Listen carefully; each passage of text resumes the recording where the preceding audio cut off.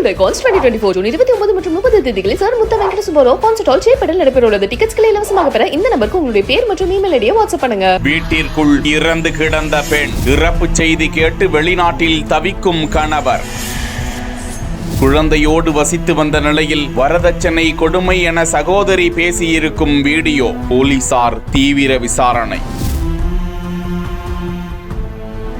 குமரி மாவட்டம் அருமனை அருகே மாங்கோடு பகுதியை சேர்ந்தவர் வித்யாதரன். இவரது மகன் ஷானு. இவருக்கும் பள்ளுகல் பகுதியை சேர்ந்த சுரேஷ் என்பவரது மகள் தீபா என்பவருக்கும் கடந்த 2019 ஆண்டு திருமணமாகி ஒரு பெண் குழந்தை உள்ளது. ஷானு சவுதி அரேபியாவில் நிறுவனம் ஒன்றில் பணிபுரிந்து வரும் நிலையில் கடந்த மாதம்தான் அவர் சொந்த ஊருக்கு வந்துவிட்டு கடந்த சில தினங்களுக்கு முன்பு மீண்டும் சவுதிக்கு சென்று இருக்கிறார். தீபா தனது குழந்தையோடு கணவர் வீட்டில் வசித்து வந்த நிலையில் திடீரென அந்த வீட்டில் அலறல் சத்தம் கேட்டு இருக்கிறது. கதவு அடைக்கப்பட்டிருந்த நிலையில் கதவை உடைத்துக் கொண்டு உள்ளே சென்று பார்த்தபோது தீபா பலத்த தீக்காயத்துடன் கருகிய நிலையில் உயிரிழந்து கிடந்ததாக கூறப்படுகிறது. தகவலின் பேரில் விரைந்து வந்த அருமனை காவல்துறையினர் சடலத்தை கைப்பற்றி ஆசாரிப்பள்ளம் அரசு மருத்துவக் கல்லூரி மருத்துவமனைக்கு அனுப்பி வைத்தனர். சம்பவம் தொடர்பாக ஷானுவின் பெற்றோர் மற்றும் அருகில் உள்ள உறவுகளிடம் போலீசார் விசாரித்து வருகிறார்கள். இது தொடர்பாக பத்மநாபபுரம் RDO விசாரணையை தொடங்கி இருக்கிறார். இந்த நிலையில் தீபாவின் சகோதரி மரணத்திற்கு வரதட்சணை கொடுமைதான் காரணம், இது குறித்து விசாரிக்க வேண்டும் என பேசியிருப்பது പരപരപ്പை ഏർപ്പെടുത്തിയുള്ളത്. അവരുടെ കാര്യം പറഞ്ഞിട്ട് ആദ്യം മുതൽക്ക് തന്നെ വലിയൊരു ഇഷ്യൂ ഉണ്ടാക്കിയിട്ടുണ്ട്. സ്ത്രീധനമേ വേണ്ടെന്ന് പറഞ്ഞ് വിവാഹം കഴിച്ചുകൊണ്ട് പോയിട്ട് ഇരുന്ന് ഓരോ ഡെയിലി ഒരു റൊട്ടീനാക്കി മാറ്റിക്കൊണ്ടിരുന്നു. ഇവർ ഒന്നും കൊണ്ടൊന്നില്ല, വീട്ടിലുള്ളത് എഴുതി വാങ്ങിച്ചൂടെ, എന്തുകൊണ്ടാണ് ഇത്രയും ഡിലേ ആവുന്നതെന്നുള്ള കാര്യങ്ങൾ അറിയിക്കുമ്പോൾ നമ്മളോട് വന്ന് പറയും.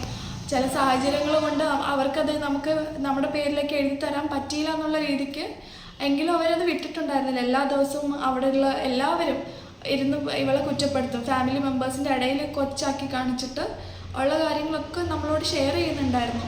പക്ഷെ എങ്കിലും ഓവർകം ചെയ്ത് വരുന്നുണ്ടായിരിക്കുമോ അറിയില്ല. പറ്റാത്തൊരു സാഹചര്യത്തിൽ എന്താ അവിടെ നടന്നിട്ടുണ്ടെന്ന് അറിയില്ല. ഡവറി ഇപ്പോൾ ഇടയ്ക്കിടയ്ക്ക് ക്യാഷ് ഇല്ലാത്ത പേരിൽ നമ്മളോട് ക്യാഷ് ചോദിച്ച് മേടിക്കും. ക്യാഷ് ചോദിച്ച് വാങ്ങിച്ചിട്ടാണ് അവരുടെ വീട്ടിൽ ചിലവ് നടത്തുന്നത്. ഈവൻ ഹസ്ബൻഡ് ക്യാഷ് അയച്ചാൽ തന്നെയും അതിൽ ഇവളുടെ കയ്യിൽ എത്ര ക്യാഷ് ഉണ്ടെന്ന് നോക്കിയിട്ട് അതിൽ നിന്നും ബാലൻസ് വാങ്ങും. ഇവളുടെ ഒരു പേഴ്സണൽ ആവശ്യത്തിന് വേണ്ടിയിട്ട് പോലും ഒരു പേഴ്സണായിട്ട് പോലും അവിടെ ഒരു വില കൽപ്പിച്ചിട്ടുണ്ടായിരുന്നില്ല എന്ന് വേണം മനസ്സിലാക്കാനായിട്ട്.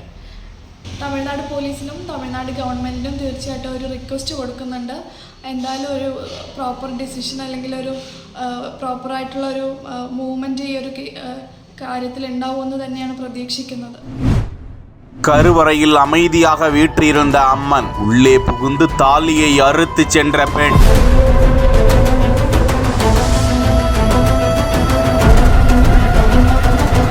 சங்கீதாவை சுற்றி வந்த சக்தி. கள்ளக்குறிச்சியில் திருடிய பெண் திருவண்ணாமலையில் இருந்தபோது போலீசிடம் அகப்பட்டது எப்படி? கள்ளக்குறிச்சி மாவட்டம் மணலூர்பேட்டையில் இந்து சமய அறநிலையத்துறையின் கட்டுப்பாட்டில் உள்ளது பிரயோக வரதராஜ பெருமாள் கோவில். இந்த கோவிலில்